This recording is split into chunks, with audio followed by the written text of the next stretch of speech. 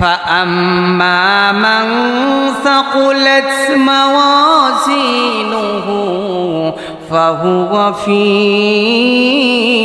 عيشة راضية وأما من خفت موازينه فأمه هاوية জোরে বলি আল্লাহু আকবার।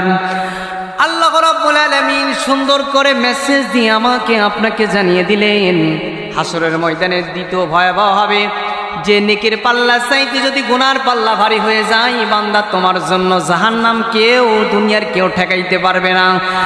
আর যদি তোমার নেকির পাল্লা ভারী হয়ে যায় গুনার পাল্লা হালকা হয়ে যায় তোমার জন্য যিনি জান্নাতের ব্যবস্থা যিনি করে রেখেছেন তিনি কে? সম্মানিত বন্ধুগণ, এটা হাসরের ময়দানে দ্বিতীয় ভয়াবহ। এজন্য দুনিয়াতে যা কিছু করেন না কেন নেকির দিকে ধাবিত হন, আল্লাহর দিকে ধাবিত হন, সরল পথের সন্ধানে চলেন, এই নেকির পাল্লাগুলো ভারী করে যান। পরকালে আল্লাহ পাক আপনাকে এই ওজন করার সময় আপনার আমলনামাটা ডান হাতে আসবে এবং ওজন করার সময় আপনি নেকির পাল্লা ভারী হয়ে যাবে। আপনাকে আমাকে যিনি জান্নাতের স্থান সমাধান করে দিবেন তিনি কে?